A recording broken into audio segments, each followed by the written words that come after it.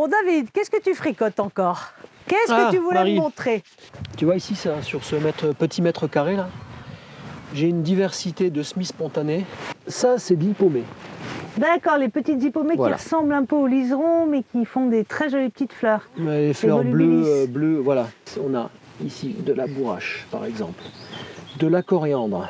J'étais en train de chercher des semis spontanés de tomates. Je pense qu'il fait encore un peu frais. Non, j'en ai pas Mais trouvé. tu en auras. Ici, Ah tu auras oui, oui. en fait, des tomates qui sont tombées l'été dernier C'est ça. et elles ont grainé. Et tu les gardes, ces plants? Alors pas forcément tous, parce qu'il va y en avoir quand même beaucoup. Ceux qui gênent, ils vont disparaître évidemment. Ce que je peux récolter pour mettre dans un mesclin, s'ils ne me gênent pas foncièrement, ça reste en place.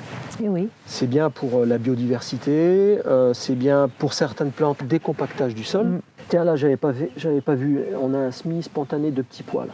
Donc ça, je vais laisser. Et alors quel intérêt? En fait, il va être plus résistant, non? C'est ça? Eh ben moi, je trouve quand même que tous ces plants-là, tous ces jeunes plants, ils sont beaucoup plus résistants parce que, enfin, s'ils ont germé, c'est quand même pas pour rien. C'est qu'ils se trouvaient bien. Ils se trouvent bien là où ils sont.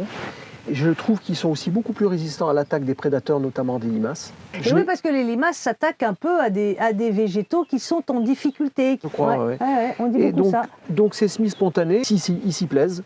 Ouais. Tu vois? Et donc tu profites de ce que la nature te propose. Absolument.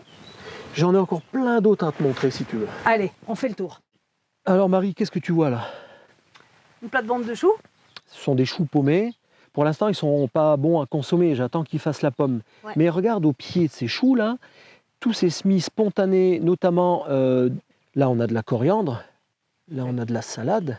Ah, tu m'as montré tout à l'heure, il y avait un petit pois aussi. Là, le petit pois, il est là, tu vois. Voilà, Donc là, je vais bien. accrocher une ficelle au plafond de la serre. Et puis, Tu vas le garder. Ah, je vais le garder, bien sûr. D'accord. Ouais. Après, on a aussi quelques sauvageonnes. Là, t'as le mouron des oiseaux. Il y a le mouron, là. Ouais, qui se mange. Ouais, et on a du gaillet qui est là.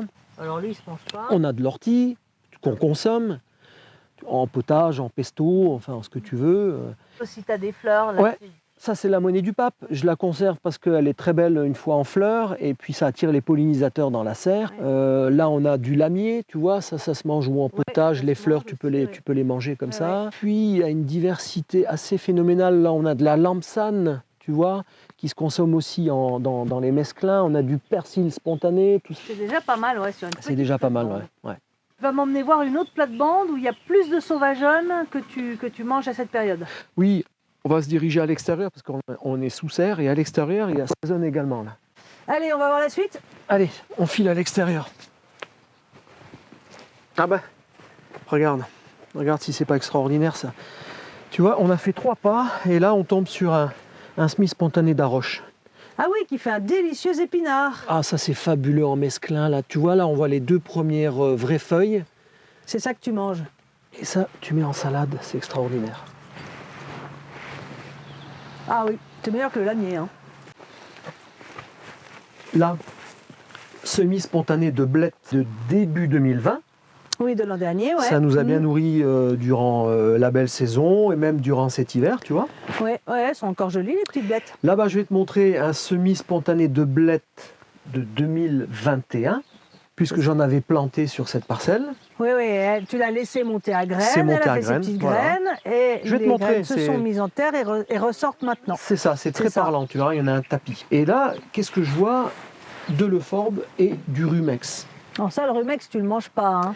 C'est comestible, mais je le mange pas, c'est plein d'acide oxalique, et puis bon, au niveau texture, je préfère l'oseille sauvage. Petite touche d'oseille dans ton mesclin, c'est vraiment bon. Ça, c'est une euphorbe, c'est une bisannuelle, c'est ce qu'on appelle l'euphorbe latritis, qui est censée faire fuir les taupes. Comment ça se fait que tu les laisses autant, en fait?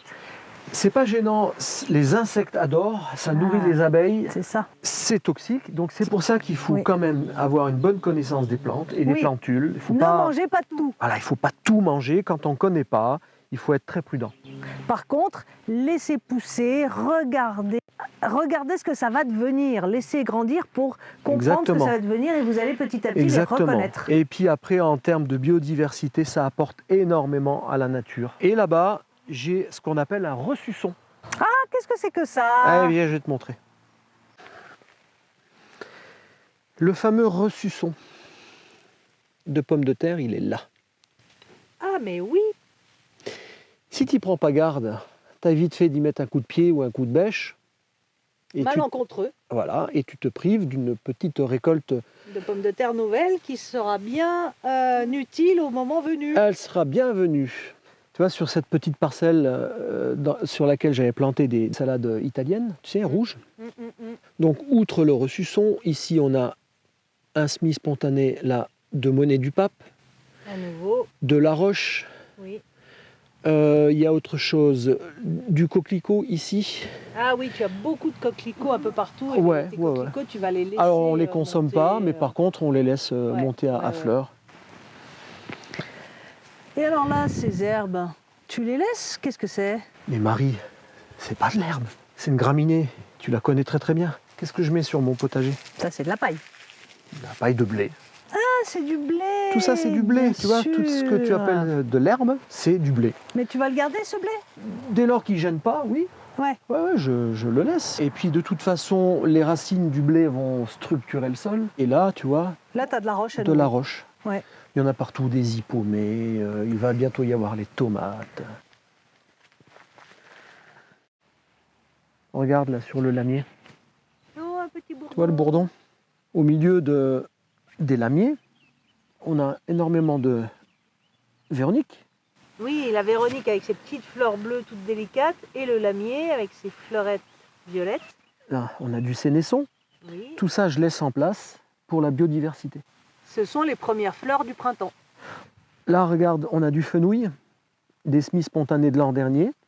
Ah oui. C'est la tige qui a porté les fleurs puis les graines. Et donc les graines sont voilà, ça tombe sur le sol, ça se ressème d'aventure. Ouais. Et ici, je voulais te montrer, ça c'est du chou kale de Sibérie. Ouais.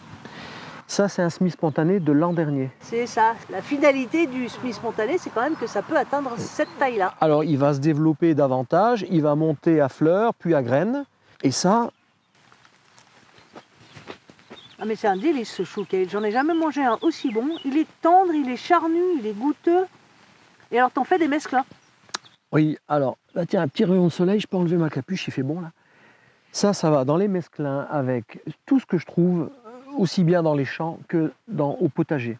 C'est-à-dire pissenlit, la mâche, la cardamine hérissée. Ouais, t'as de la mâche qui se ressème. Hein, plein. Ouais. Un peu de lampsane, un peu de lamier. Petit plant de salade spontanée aussi. Et en fait, ce qui est intéressant, c'est que toutes ces plantes, elles servaient au moment de la disette, puisqu'il y avait cette période, en fait, ce creux entre la fin de l'hiver et le début des récoltes de printemps. Et donc, c'est des plantes qui te permettent de passer cette période où il n'y a pas grand-chose au potager, et notamment l'ortie. Elle avait un rôle extraordinaire quand la société était une société majoritairement paysanne, parce que l'ortie est très très nourrissante. Elle est plus riche en protéines que le soja. Oui, c'est vrai. Ouais. Les pissenlits d'ailleurs, c'est riche en calcium et en fer, c'est vraiment très très bon. Et ça te permet de passer ce cap de la disette. C'est vrai, et on en profite bien parce que la nature est généreuse.